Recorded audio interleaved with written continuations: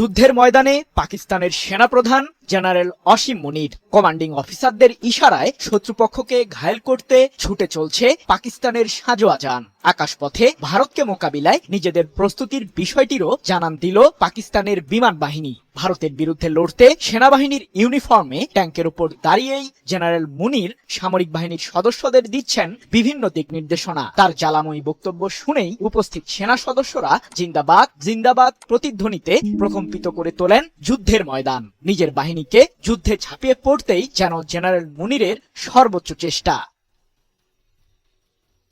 সিন্ধু নদীতে হয় পানি প্রবাহিত হবে, নয়তো ভারতীয়দের রক্ত।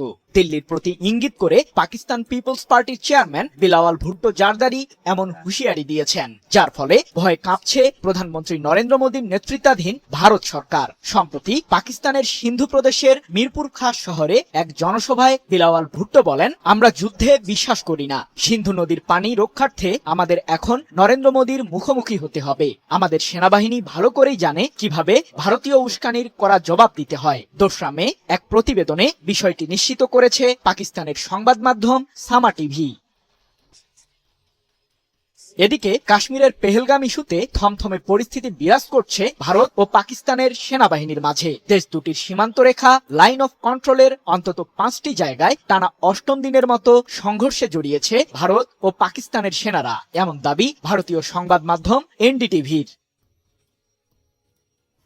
প্রতিবেশী দুই দেশের এমন ঘোলাটে পরিস্থিতির মাঝেই সামরিক মহড়ার আয়োজন করেছে পাকিস্তানের সেনাবাহিনী। পাঞ্জাব প্রদেশের ঝিলামে এই মহড়ার আয়োজন করে দেশটি। এ সময় পরিদর্শনে যান পাকিস্তানের সেনাপ্রধান জেনারেল অসীম মুনির। এক পর্যায়ে নিজ বাহিনীর সদস্যদের উদ্দেশ্যে ভাষণ দেন তিনি। ট্যাঙ্কের উপর দাঁড়িয়ে জেনারেল মুনির বলেন, আমাদের মাঝে কোনো অস্পষ্টতা নেই যে ভারতের যে কোনো সামরিক আগ্রাসনের বিরুদ্ধে দ্রুততার সহিত করার জবাব দেব আমরা।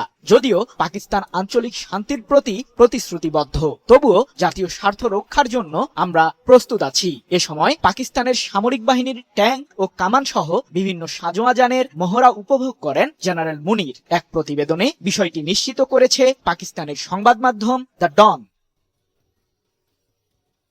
এর আগে পাকিস্তানের পররাষ্ট্রমন্ত্রী ইসহাক দার ভারতকে সতর্ক করে বলেন, আমরা আগে থেকে যুদ্ধ শুরু করব না, কিন্তু ভারত যদি সংঘর্ষে জড়ায় তবে তাদের কঠোর জবাব দেওয়া হবে। বিশ্ব নেতারা সংযম প্রদর্শনের আহ্বান জানিয়েছেন। সরকার এবং জাতির পক্ষ থেকে আমি স্পষ্ট করেছি, পাকিস্তান প্রথমে কোনো ধরনের উত্তেজনা বৃদ্ধি করবে না, কিন্তু যদি ভারতীয় পক্ষ থেকে এমন কিছু হয় তাহলে আমরাও অত্যন্ত শক্তির সাথে জবাব দেব। গত 22 এপ্রিল সন্ত্রাসীদের আকস্মিক হামলায় ভারত নিয়ন্ত্রিত কাশ্মীরের পেহেলগামে 26 জন পর্যটক নিহত হন, যাদের মাঝে 25 জন ভারতীয় ও 1 জন নেপালের নাগরিক ছিলেন। এই ঘটনাকে কেন্দ্র করে ভারত ও পাকিস্তানের সম্পর্কে নতুন করে টানাপোড়েন শুরু হয়।